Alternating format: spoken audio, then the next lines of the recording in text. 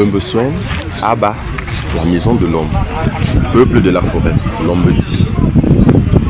Lombeti, sa maison était très simple. Il la construisait de lui-même, tout comme la maison de son épouse, faite en la toiture en raffia et les murs, les parois en faux d'écorce d'arbre. La maison de l'homme avait deux dispositifs. Donc l'essentiel à retenir pour la maison de l'homme, c'est deux dispositifs. Le premier, Metak Mevam, qui signifie l'hospitalité.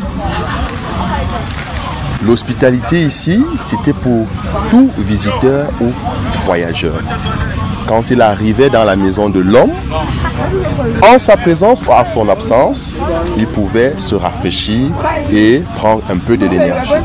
Donc ici, on a de la banane plantain, on a des maniocs cuits, trempés, les morceaux de manioc cuits, trempés, et un vase d'eau.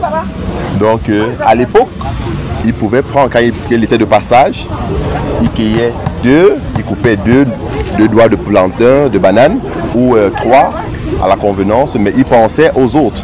Il pensait aux autres. Quelques morceaux de manioc, il mangeait, soit il patientait le maître des lieux, soit il continuait.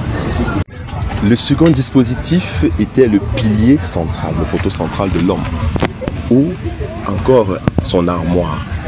Moi je dis armoire pour être moderne, mais ça avait toute son importance. Il était massif, vous pouvez voir. Pourquoi? Parce qu'il y rangeait son nécessaire. La chasse, on va voir ici que ça c'est un chasseur. L'arbalète, la lance pour défendre sa famille, tuer des animaux, et le filet de chasse, pas le filet de pêche. On a la chasse à court. Ah, d'accord. La chasse à court, avec ses chiens de grelot. Donc ici c'était son armoire, il y rangeait son nécessaire. S'il était musicien, ici. D'accord. S'il était chasseur, ici, guérisseur, tout son nécessaire du quotidien, il le rangeait au niveau du pilier central. D'accord. Sinon à l'époque, tout le monde avait ça. Tout le monde. Parce que c'était le cache-sexe. On a cette expression afantok. Afantok qui signifie casser la cuillère. Vous vous rappelez bien, on dit oui, casser la pipe. Oui. Il a cassé de sa pipe, il est mort. Donc quand il décédait, on retirait une cuillère de son trousseau de cuillère, on accrochait. En sa mémoire. Et on n'y touchait pas. Chacun avait son dispositif, ses cuillères à lui, donc on ne se partageait pas les cuillères. Donc s'il arrive par exemple chez vous, je vais vous me servir à manger, mais j'ai mes cuillères. Je ne vous demande pas des cuillères, j'ai mes cuillères. Vous savez que j'ai les cuillères. Je mange avec. Donc, et aussi dans ce sac, c'est ici qu'il rangeait ses cuillères. Il y avait aussi le papier hygiénique traditionnel, des feuilles très douces. Au musée ethnographique, nous les avons, mais ici, par défaut de conservation, on n'a pas pu venir avec, sinon elle devait être desséchée. Donc, les feuilles, le papier hygiénique traditionnel, naturel. Okay. On a ici la représentation d'un seigneur de la forêt, avec son habit, son design, son vêtement, et l'intissé qu'on appelle obom, fait d'écorce d'arbres battus. Et l'essence, c'est la loi. C'est ce que vous voyez. Les motifs qui y sont représentent beaucoup, parlent beaucoup. Parce que notre écriture était des symboles. Donc ici, on a un seigneur de la forêt. Wow. Un seigneur de la forêt. Donc, avec une lance, pour dire qu'il est protecteur, défenseur. Vous voyez, par exemple, ce bâton de commandement, pour dire que c'est moi le chef. Donc, effectivement, je suis le chef. Il y avait le chasse-mouche pour la notabilité et la coiffe. Selon les motifs de coiffe, on avait le rang social. Ce sont les symboles ici qui est l'abia, en fait, les jetons d'abia. L'abia qui était une autre forme de jeu, à part le songon qu'on peut connaître, il y a aussi l'abia. Ici, ma femme m'a préparé un gâteau de manioc.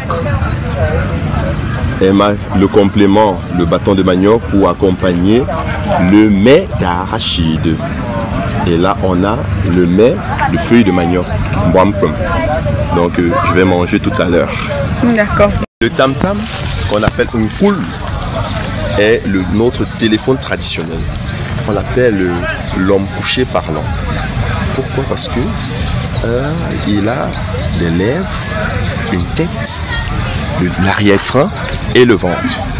Si vous écoutez la sonorité de chaque partie de cet homme, elle est différente, même lors des manifestations. Si c'est pour les Sani, vous allez voir que si on tape ici, c'est un son différent d'ici. Différent d'ici, différent de là et différent de là. Donc si on essaye, même là, vous voyez.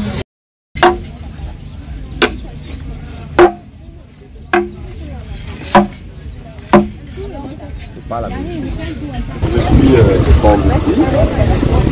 Donc ici, nous allons vous présenter les mets à l'étouffée. Par exemple, ici, vous voyez que c'est bien renfermé avec les feuilles, les marantacées, parce qu'il y a plusieurs feuilles. Ces feuilles permettent également aux pygmées, parce que vous savez que les pygmées sont les premiers peuples de la forêt, ça les permet de construire leur maison traditionnelle. C'est ça qu'on fait les mets traditionnels avec. Là, vous avez le mets de gâteau de manioc à la pâte d'arachide. Namo Nkonda, et si vous avez le mets de pistache, on est un peu modernisé parce que ce n'était pas ces marmites qu'on utilisait, c'était les marmites si.